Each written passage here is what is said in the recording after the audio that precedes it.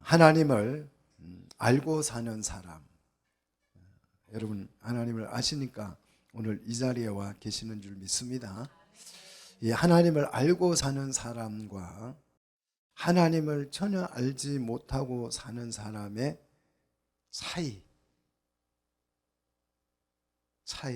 차이가 뭘까 하는 거예요. 서로 비슷할까요? 아니면 전혀 다를까요? 여러분 어떻게 생각하세요? 하나님을 알고 사나 모르고 사나 삶이라고 하는 게 대등소이하지 뭐. 그렇게 생각합니까? 아니면 전혀 다르다고 생각하십니까? 오늘은 이 설교를 철학이 아닌 철학적인 이 질문으로 여러분과 함께 말씀을 생각하려고 그럽니다. 예수를 잘 믿는다고 해도 그 삶이 그닥 그렇게 달라 보이지 않습니다. 어쩌면 예수를 잘 믿는데도 믿지 않는 사람보다 삶이 더 초라해 보일 수도 있지요. 정말 우리 여기에 예수 믿는다 하고 와서 앉아 있지만 아마 마음속에는 다 같은 고민들을 하고 있을 거예요. 불신자나 신자나 그 고민거리들 들어보면 예수 믿는 사람의 고민이 뭐 좀 달라요. 안 믿는 사람 고민과 그리 차이가 없어요. 뭐 자식 문제, 남편 문제, 사업 문제, 경제 문제, 뭐 건강 문제. 요즘 다 그래서 맨발이 유행이잖아요. 다 맨발 벗고 다니잖아요.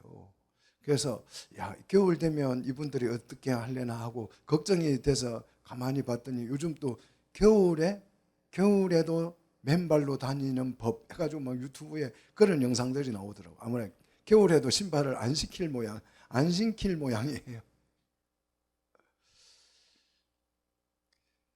불신자도 경제적 여유가 있고 환경이 좀 갖추어지면 나름 굉장한 행복을, 인생의 즐거움을 느끼고 삽니다. 반대로 믿는다고 할지라도 경제적인 여유가 없고 환경적인 문제가 어렵고 뭐 생각하는 것들이 마음대로 되지 않고 그러면요, 그 인생이 굉장히 스스로 불행하다 이렇게 느끼고 또 좌절하기도 합니다. 믿는 사람일지라도 별 그닥 다르지 않다는 거예요. 자, 그래서 정말 하나님을 알고 사는 삶, 또 모르고 사는 삶, 이 차이가 있느냐 없느냐 하는 거예요.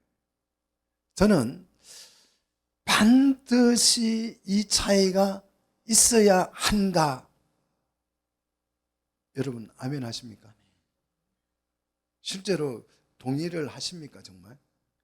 정말 전혀 달라요? 도대체 이 차이가 뭐냐 하는 거예요. 이 차이를 아셔야 되는 거예요. 세상 살아가는 거 보면 다 비슷해요. 직장 생활하고 밥 먹고 옷 입는 거 다 유행 따라 입잖아요. 예수 믿으면 메이커 안 입어요? 예수 믿어도 메이커 좋아하고요. 예수 믿어도 화장 안 합니까? 막 광채가 납니까? 화장하고요. 주근깨 뽑고요. 다 하잖아요. 여러분 믿는 사람과 믿지 않는 사람의 삶의 차이가 있어야 안 믿는 사람들에게 이런 차이가 있으니 꼭 하나님을 믿으시오 이렇게 말할 수 있잖아요. 그죠? 그 차이가 확실해야 반드시 하나님을 믿고 사셔야 합니다. 그렇게 말할 수 있잖아요.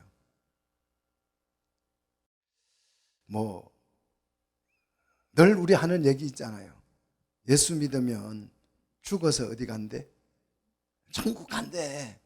자기도 안 죽어봐서 몰라 갈지 안 갈지. 그런데 죽으면 천국 간대. 그래서 예수 믿자고. 자기도 아직 복을 예수 믿어서 받았는지 안 받았는지 잘 몰라. 그런데 사람들에게 예수 믿으면 복 받는데 어디서 들은 거는 있어가지고 예수 믿어야 복 받는데 예수 믿어야 뭐 사업이 잘 되는데 믿고 죽으면 어디 안 가요? 지옥에 안 간대. 이런 좀 상투적인 대답 말고 실제 우리 현실에서 지금 내가 사는 이 삶 속에서 하나님을 알고 살 때와 모르고 살 때의 그 차이가 있느냐 하는 거예요. 그 차이를 여러분 경험하고 사십니까? 어떤 차이가 있습니까?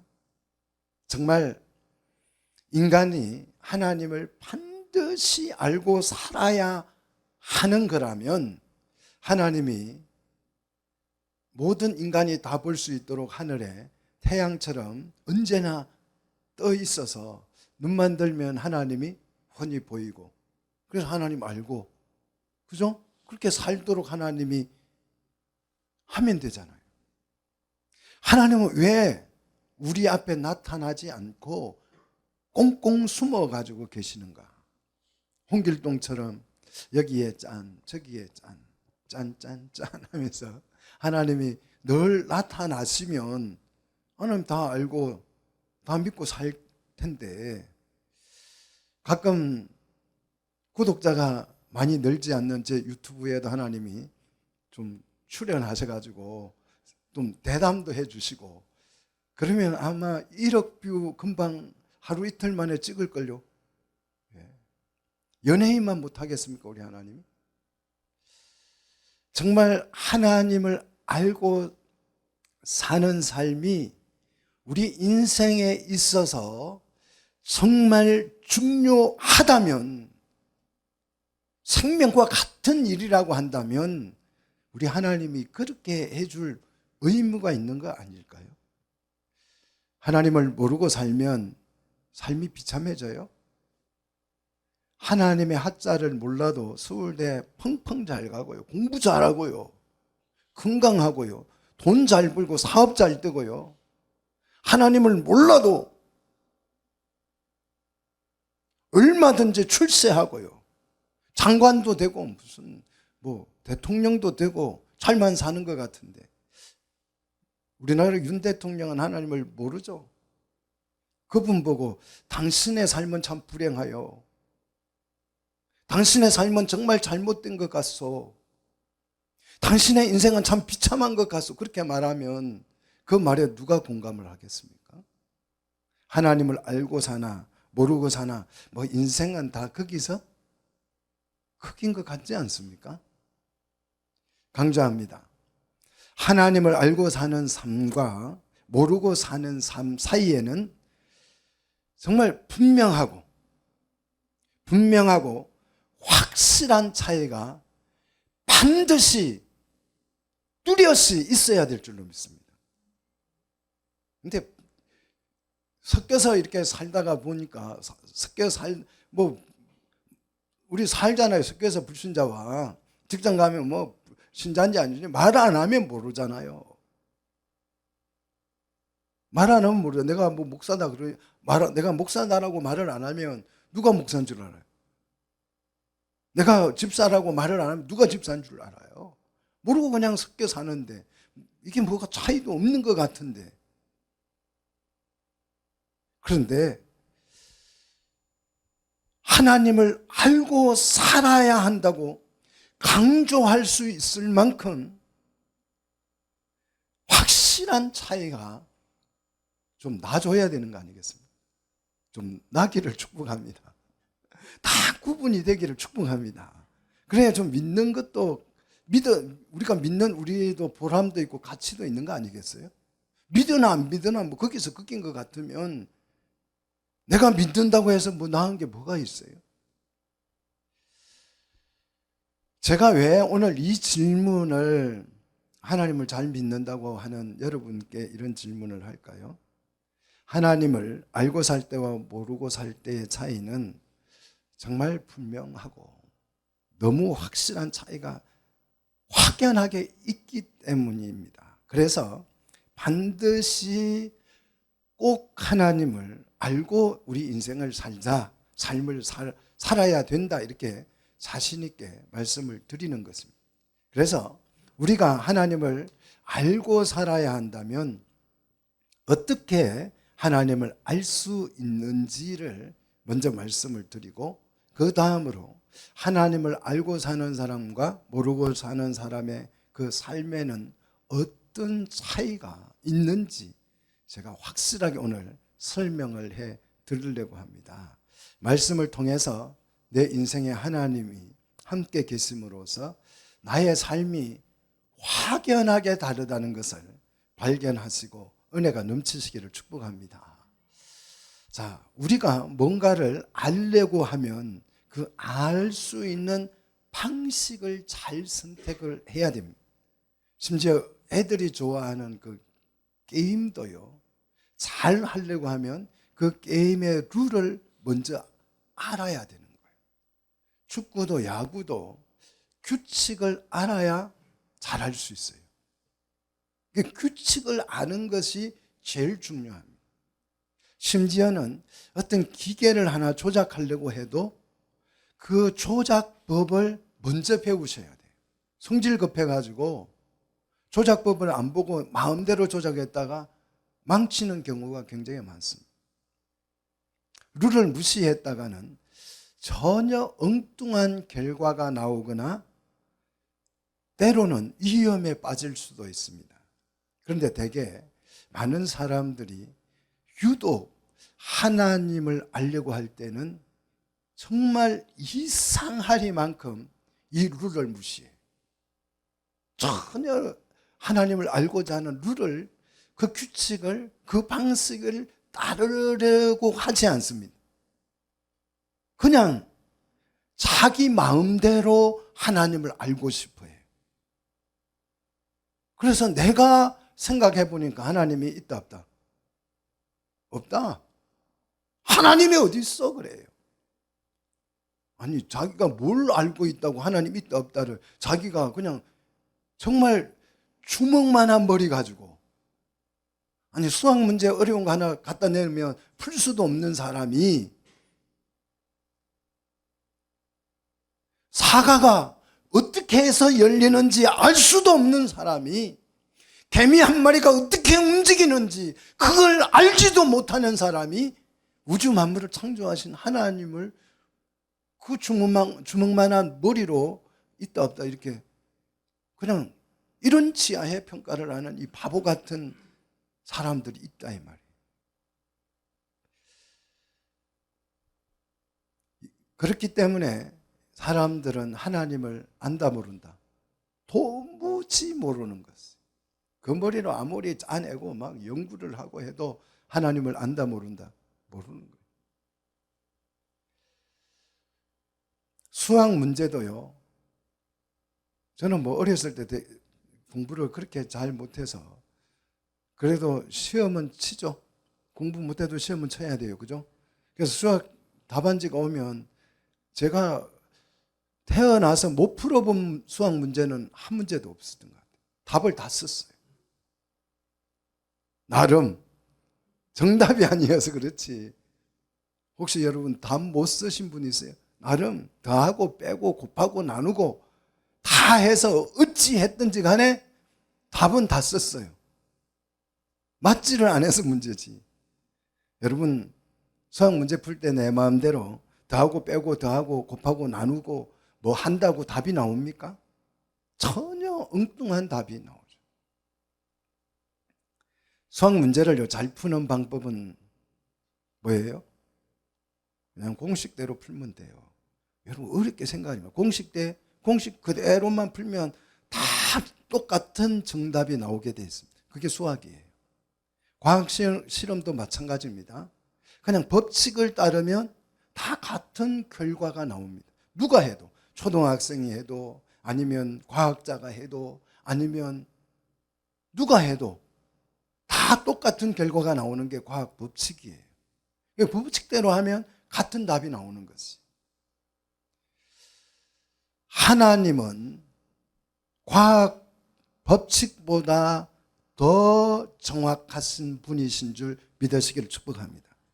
하나님은 당신을 아는 방식을 매우 풍성하고 매우 철저하고 매우 정교하고 매우 상세하고 매우 세심하고 매우 정확하고 정말 따라합시다. 끝내주게. 정말 끝내주게 알려주셨어요. 그래서 그냥 바보 멍청이라도 원숭이라도 하나님을 알 수 있을 만큼 정확하게 하나님은 자신을 소개하셨습니다. 하나님은요, 사실보다 더 정확하신 분입니다.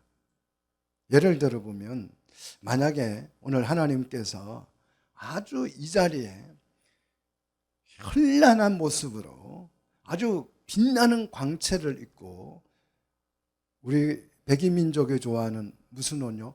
하얀 두루마리에다가 또 우리가 좋아하는 게 있어요. 수염도 까만 수염은 안 쳐줘요. 어떤 수염요? 하얀 수염을 하고, 또 지팡이는 위가 좀 어떻게 돼야 돼요? 꼬부라져야 돼요.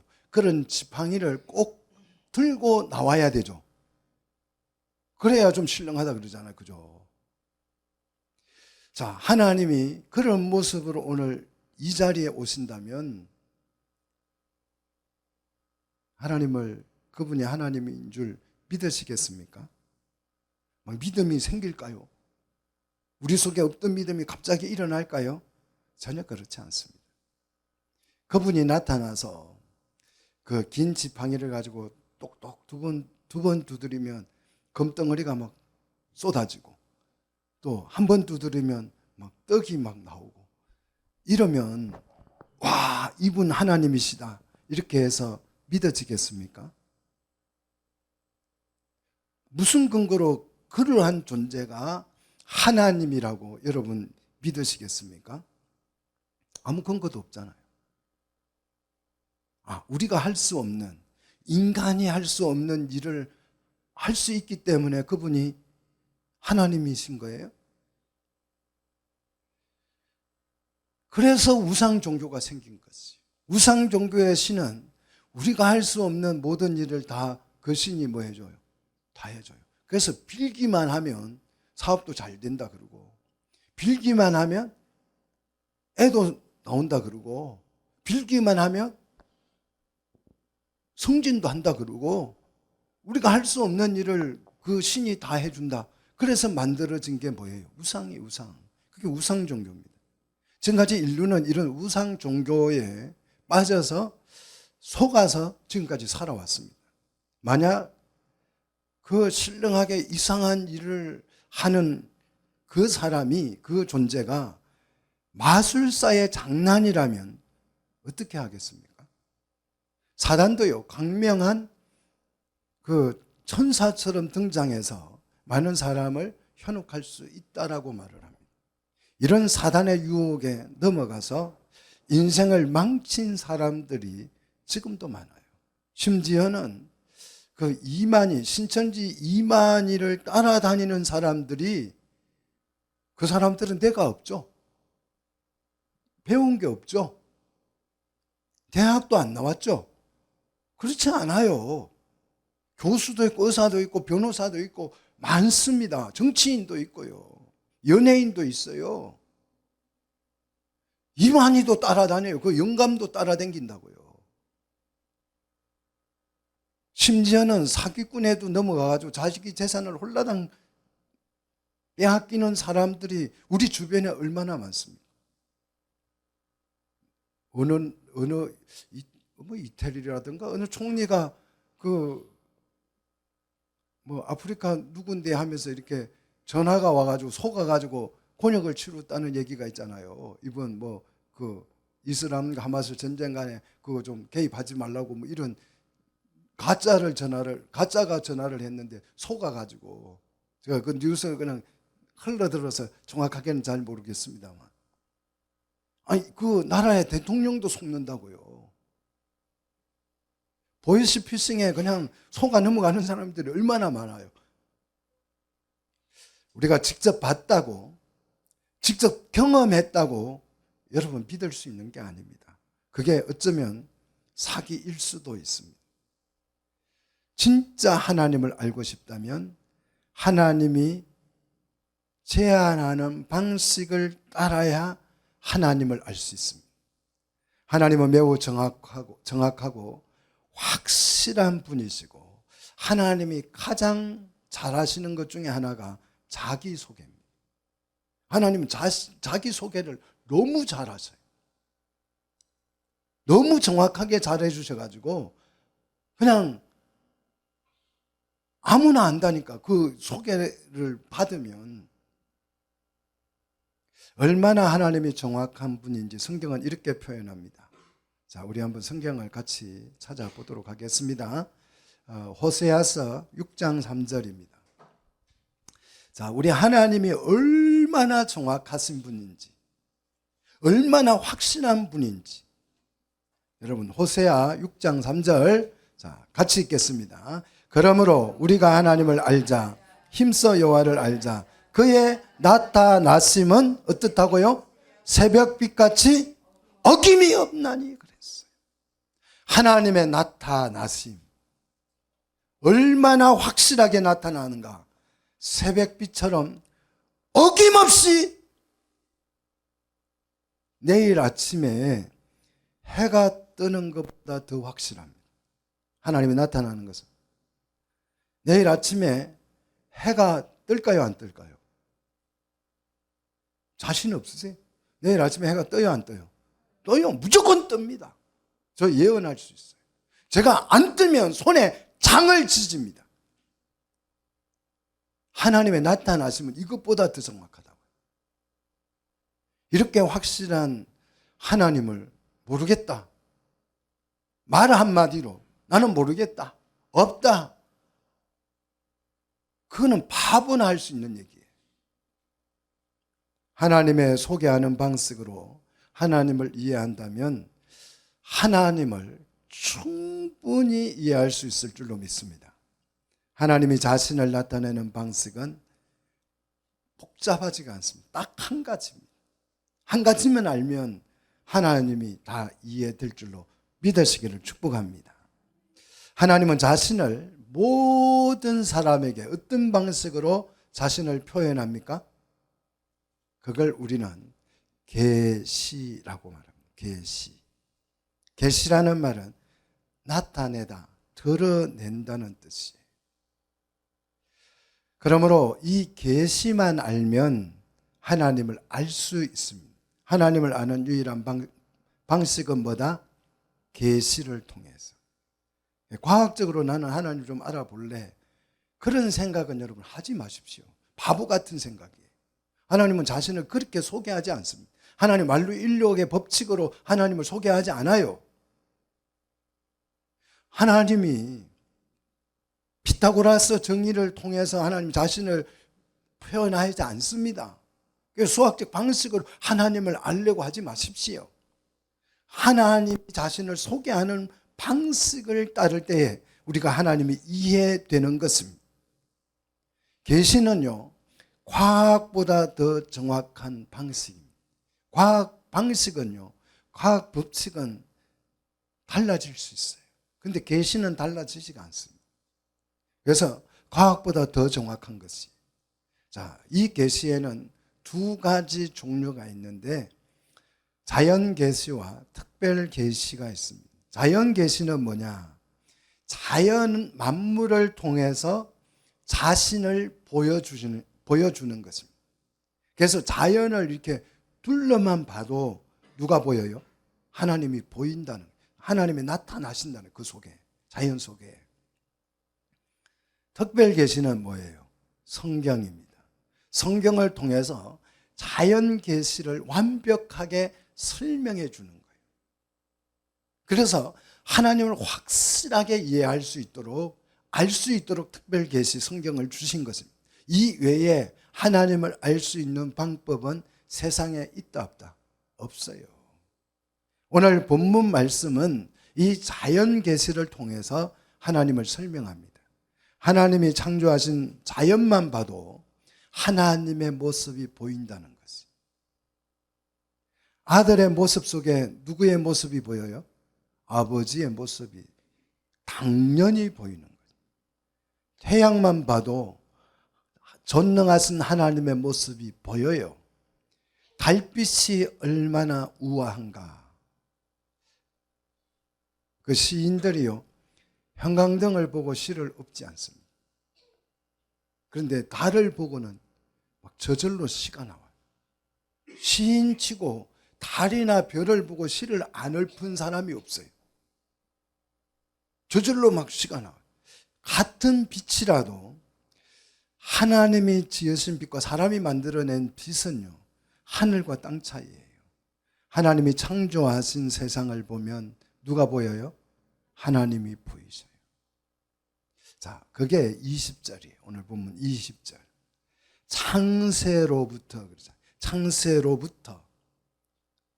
창세로부터 그의 보이지 아니하는 것들, 영원하신 능력과 뭐가요?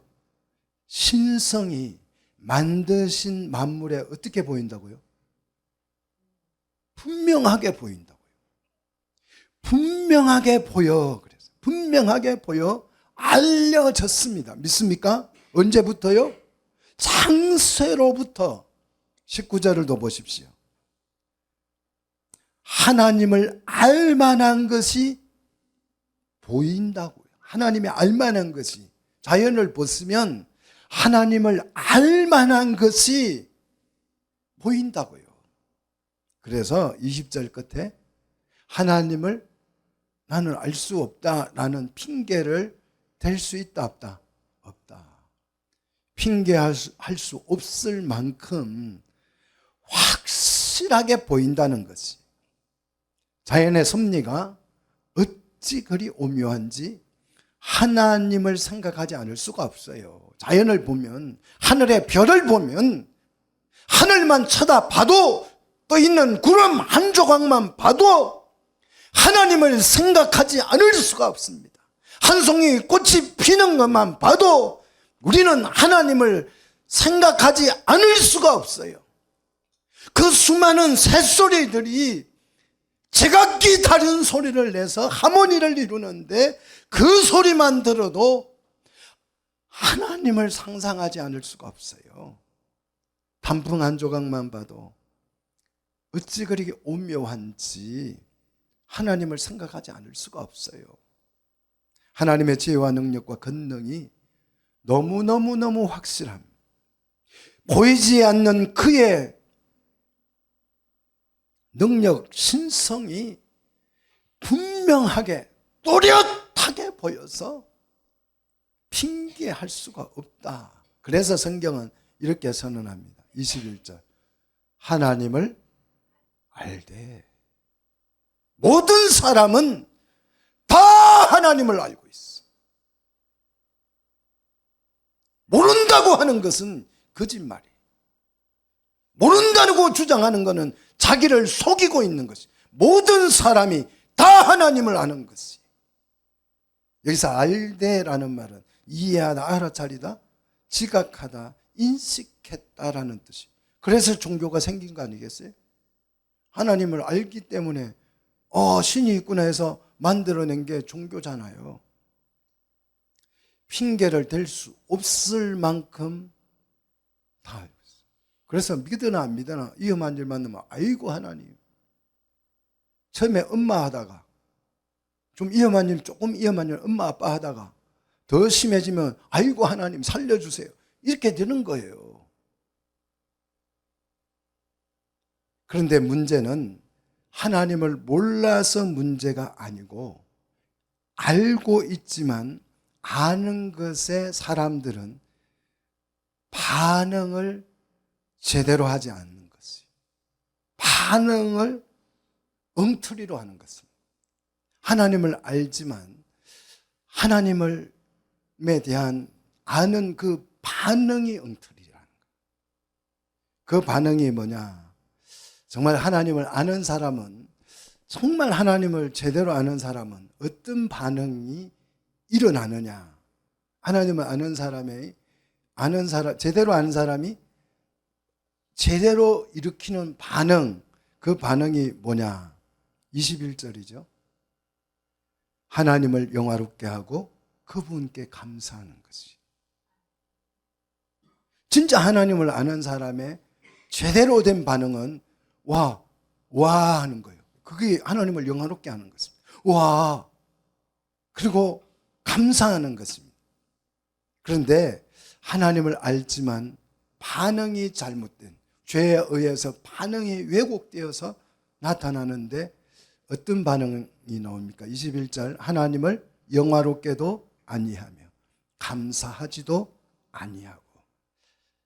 여러분, 대단한 예술품 작품 하나만 봐도요, 야, 이 작품이 멋있다 그러면 그 작품 가까이 다가가서 맨 오른쪽 모서리를 보죠.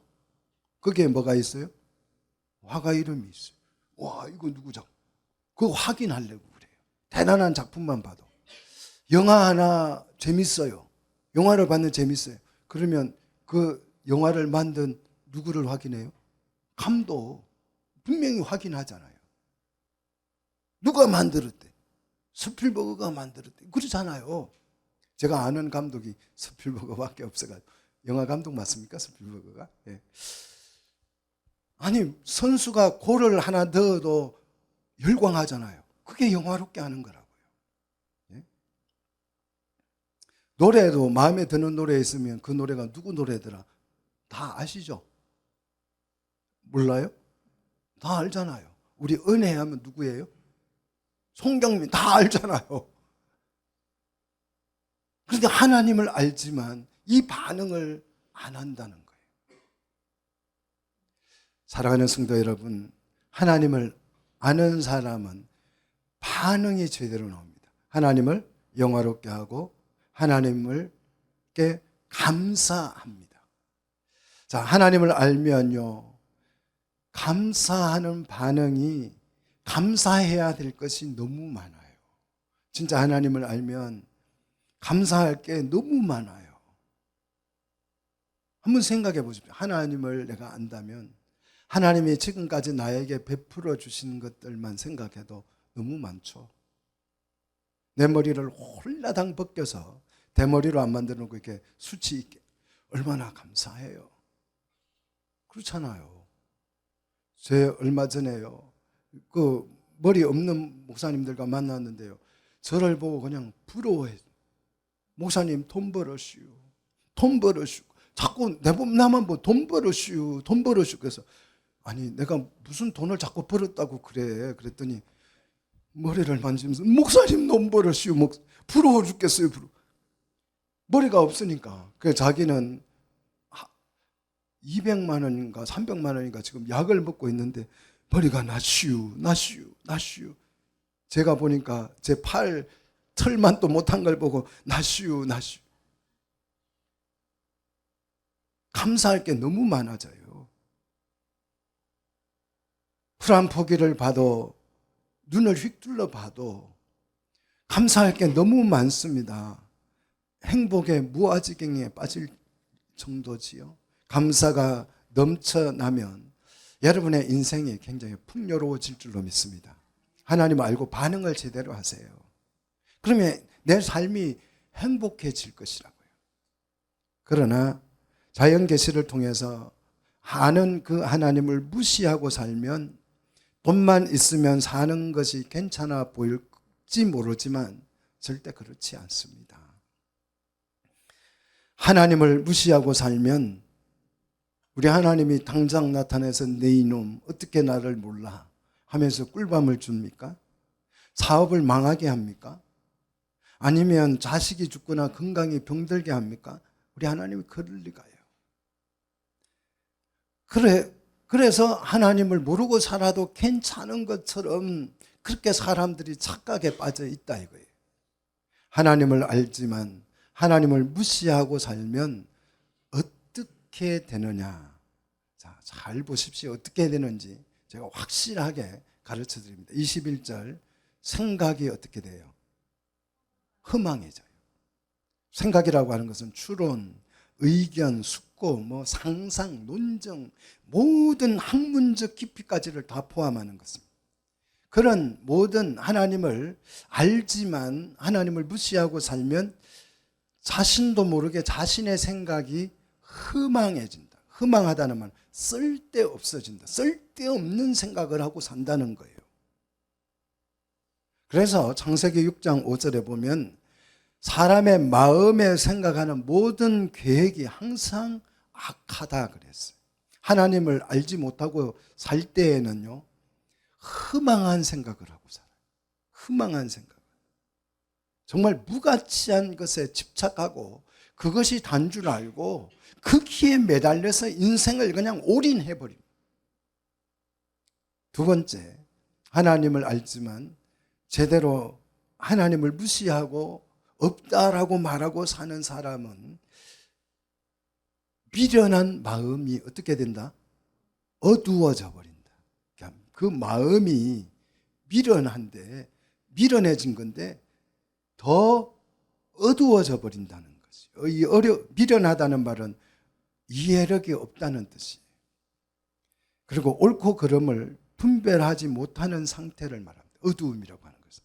그래서 깜깜한 곳에서는 마네킹과 사람이 구분돼야 안 돼요? 안 돼요. 그러니 이 한번 보십시오. 하나님을 알지만 무시하고 사는 사람들이 낙태가 옳은지 그런지 구분해요? 못해요? 못해요. 동성애가 옳은지 그런지 구분 못해요. 아니 지들이 좋아서 한다는데 뭐가 어때슈? 이러고 있다고요. 세 번째요. 잘난 척 하다가 바보가 돼요. 잘난 척 하다가. 22절 보십시오.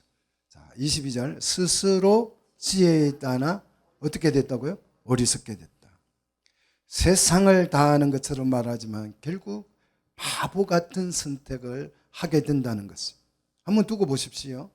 하나님을 알지 못하는 인류가 뭘 선택하는지, 이 인류가 뭘 선택하는지, 선택하는 게 다 안 좋은 것만 선택해요. 좋은 거 선택한다고 딱 선택해 놨는데 그게 다 우리에게 피해로 돌아와요. 그래서 노벨이 노벨상을 왜 만들었겠어요? 정말 좋다고 만들어 놨는데 그게 뭐가 돼요? 핵폭탄이 돼가지고 사람을 비참하게 죽여버리더라고요. 그래서 내가 만든 이걸 만들어서 팔았던 그 모든 돈을 다 기부해서 노벨상 만들어서 지금도 주고 있는 거 아니겠어요? 미련한 마음이 어두워져서 잘못된 정말 바보 같은 잘난 척 하다가 바보 같은 선택을 하고 있습니다. 그래서 인류는요, 어떤 선택을 하느냐? 생명과 사망 중에서 어떤 걸 선택할 것 같아요? 인류가요? 사망을 선택해서 스스로 어디로 기어들어가요? 멸망으로 기어들어갑니다. 한번 두고 보십시오. 네 번째, 이렇게 바보가 되면 어떤 일이 일어나느냐 하면 하나님의 영광과 우상을 바꿔치게 합니다. 23절 우리 같이 읽겠습니다. 썩어지지 아니하는 하나님의 영광을 썩어질 사람과 새와 짐승과 기어다니는 동물 모양의 우상으로 바꾸었느니라. 사람을 추종하기도 하고요, 짐승이나 동물을 추종하기도 하고요, 기어다니는 동물이니까 벌레잖아요, 뱀이나 이런 거잖아요. 이런 파충류를 추종하기도 하고요. 이것이 지구상에서 하나님을 모르고 사는 사람들의 삶입니다. 결국 돈을 따르고 명예를 따르고 권력을 따르고 하나님의 영광을 우상의 영광과 바꿔치기 했기 때문에 이런 현상이 일어나요. 근데 사람은 하나님에 대한 영화로움에 대한 그 사모하는 마음이 우리 속에 있기 때문에 하나님을 모르니까 만족이 없어요. 뭘 따르든지. 그래서 발전된 게 예술이에요. 연예인들을 그냥 화장을 예쁘게 하고 옷도 예쁘게 입혀가지고 그거 좋다고 막 박수치고 따라다니고 그거 보고 와 그러잖아요. 그 또 좀 축구 잘하는 애 불러가지고 훈련시켜가지고 돈 막 수천억씩 주면서 야 제주 한번 부려봐. 그래가지고 그거 골 한 개 넣으면 박수치 이러잖아요. 우리가 이러고 있는 그게 예술 스포츠 이런 거예요. 하나님을 모르기 때문에 하나님의 영광을 이런 것들로 바꾸치기 해서 대리만족을 누리고 있는 거예요. 그 다음 하나님을 모르면 욕심에 방치됩니다. 24절. 자, 24절 보십시다. 하나님께서 그들을 마음의 정욕대로 어디에요? 더러움에 내버려 둔다는 거예요. 더러움에, 정욕대로 더러움에 내버려. 이 정욕은 충동, 욕망, 갈망인 거예요. 사람이 욕망하고 갈망하고 그 충동을 느끼는 것은요, 야, 갑자기 나는 이웃을 돕고 싶은 충동이 생겨서 절대 그런 일은 일어나지 않습니다. 근데 충동은 전부 다 나쁜 더러운 충동이 일어나는 거예요. 자, 그래서 사람들이 지금 전부 다 충동화되어 가지고 조금만 툭 치면 그대로 그냥 충동이 반응이 일어나요. 칼부림이 일어나고요. 앞으로 여러분 점점 이게 더 심해질 것입니다. 그 다음 6번째, 거짓과 진리를 바꿔치기 합니다. 25절 같이 읽습니다. 그들이 하나님의 진리를 거짓 것으로 바꾸어 피조물을 조물주보다 더 경배하고 섬김이라. 이 시대에 갑자기 등장한 사람들이 있죠. 누굽니까? 전문가 집단, 전문가. 그래서 무슨 사건만 생기면 TV에서 제일 먼저 나오는 사람이 누구예요? 전문가 불러와요. 어느 대학에 무슨 교수가 전문가다. 그래서 전문가와 인터뷰를 한번 해보겠습니다. 그래서 그 사람의 말이나 생각에 맹신합니다. 진리를 거짓으로 바꾸었어요. 그래서 성평등, 남자와 여자 이거는 정해진 게 아니다. 내가 정해서 살면 된다. 이게 성평등이에요. 그래서 나는 남자를 선택하면 내가 지금부터 남자이고, 여자를 내가 선택하면 지금부터 내가 여자다. 이게 성평등이에요. 이 말도 안 되는 이 거짓을 하나님의 진리, 남녀라고 하는 남자와 여자를 창조하셨다고 하는 이 하나님의 진리를 성평등이라고 하는 거짓말로 지금 바꿔치기 하는 것이 우리 눈에 보이지 않습니까? 성적 자기결정권요. 왜 결혼했어요? 정말 진리를 거짓으로 지금 정말 바꿔치기 하는 게 지금 우리 눈에, 우리 현장, 현실에서 지금 보여지고 있잖아요. 현재는 옳고 그름이 없어졌어요. 진리가 거짓으로 정말 바뀌어가고 있습니다. 죄마저도 합법화시키고 있잖아요. 그 다음 7번째, 마지막입니다. 하나님을 알지만 그분을 영화롭게 하지 않고 감사하지 않고 무시하고 사는 사람들은 어떤 선택, 어떤 삶을 선택하게 되느냐. 26절, 27절 동성애에 붙잡히게 되는 것입니다. 자, 26절 같이 읽겠습니다. 그들의 여자들도 순리대로 쓸 것을 바꾸어 어떻게 쓴다고요? 영리로 쓰며. 여자들은 남자를 사랑하고 남자와 결혼해서 자녀를 얻고 살아야 되는데 이 남자를 바꾸어서 남자 대신 여자를 데려다 놓는 남편으로. 여자가 남편을 여자로, 이게 영리, 이걸 레즈비언이라 그래요. 그 다음 27절 그와 같이 남자들도 순리대로 여자 쓰기를 버리고 서로 향하여 음욕이 불붙듯하며 남자가 남자와 더불어서 부끄러운, 이 부끄러운 성적 행위를 한다 이거예요. 이걸 우리는 게이라고 합니다. 게이. 지금 세상이 이 말씀 그대로 되어가고 있잖아요. 이게 옳다라고 합법화시켜달라고, 이게 좋은 일이라고 축제를 하자고 축제를 하고 돌아다니잖아요. 자, 이것이 하나님을 알지 못하는 사람들의 삶입니다. 자, 하나님을 아는 사람과 모르고 사는 사람의 삶의 차이가 없습니까? 이래도 너무 다르잖아요. 너무 다른 거예요. 결국 이들은 어떻게 되느냐? 27절 같이 읽습니다. 그들의 그릇 때문에 상당한 보응을 그들 누가요? 자신이 받게 되는 것이에요. 여기서 보응은 형벌을 말합니다. 그릇 때문에 이탈된 것, 잘못된 것, 하나님의 영광을, 우상을, 진리를 거짓으로 바꿔치기 한 그 결과, 그 모든 결과가 남녀를 바꿔치기 하는 거예요. 바꿀 수 없는 거잖아요. 바뀌지 않는 거잖아요. 근데 이걸 바꿔치기 해놓고 이게 옳다라고 주장하는 이 바보 멍텅거리가 되어가고 있다. 하나님을 모를 때. 그래서 형벌을 받는데 자신에게 받습니다.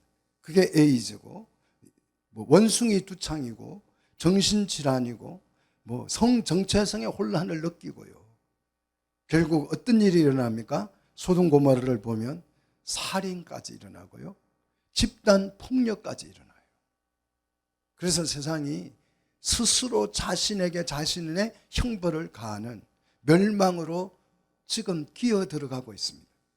하나님을 모를 때에 당장 벼락 맞는 것이 아니에요.